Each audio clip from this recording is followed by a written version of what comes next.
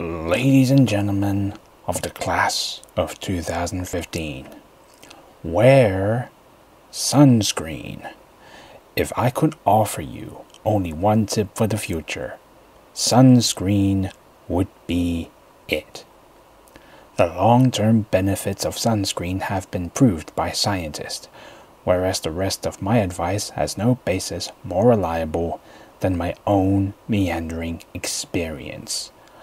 I will dispense this advice now. Enjoy the power and beauty of your youth. Oh, never mind. You will not understand the power and beauty of your youth until they faded.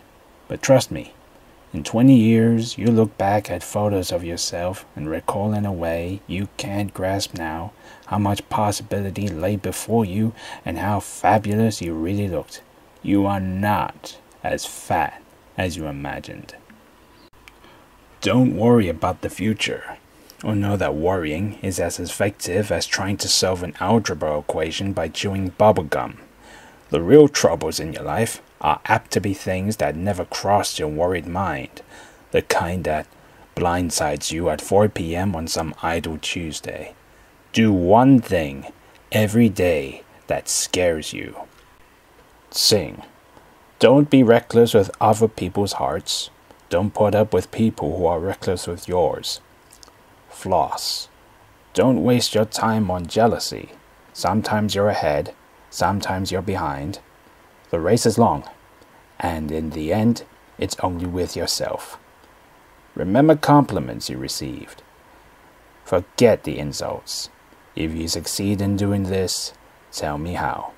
Keep your old love letters. Throw away your old bank statements. Stretch. Don't feel guilty if you don't know what you want to do with your life. The most interesting people I know didn't know at 22 what they wanted to do with their lives. Some of the most interesting 40-year-olds I know still don't. Get plenty of calcium. Be kind to your knees. You'll miss them when they're gone.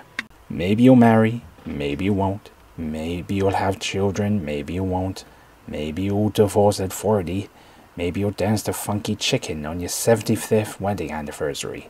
Whatever you do, don't congratulate yourself too much, or berate yourself either. Your choices are half chance, so are everybody else's. Enjoy your body. Use it every way you can. Don't be afraid of it or what other people think of it. It's the greatest instrument you'll ever own. Dance. Even if you have nowhere to do it but in your own living room. Read the directions, even if you don't follow them.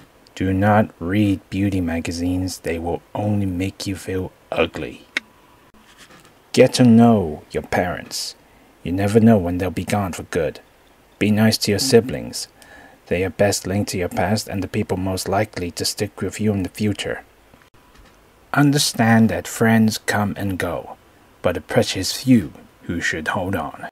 Work hard to bridge the gaps in geography and lifestyle, for as the older you get, the more you need the people you knew when you were young. Live in New York City once, but leave before it makes you hard. Live in Northern California once, but leave before it makes you soft. Travel. Accept certain inalienable truths. Prices will rise, politicians will philander, you too will get old. And when you do, you will fantasize that when you were young, prices were reasonable, politicians were noble, and children respected their elders. Respect your elders. Don't expect anyone else to support you. Maybe you have a trust fund, maybe you'll have a wealthy spouse, but you never know when either one might run out. Don't mess too much with your hair, or by the time you're 40, you will look 85. Be careful whose advice you buy, but be patient with those who supply it. Advice is a form of nostalgia. Dispensing it is a way of fishing the past from the disposal, wiping it off, painting over the ugly parts, and recycling it for more than it's worth. But trust me on the sunscreen.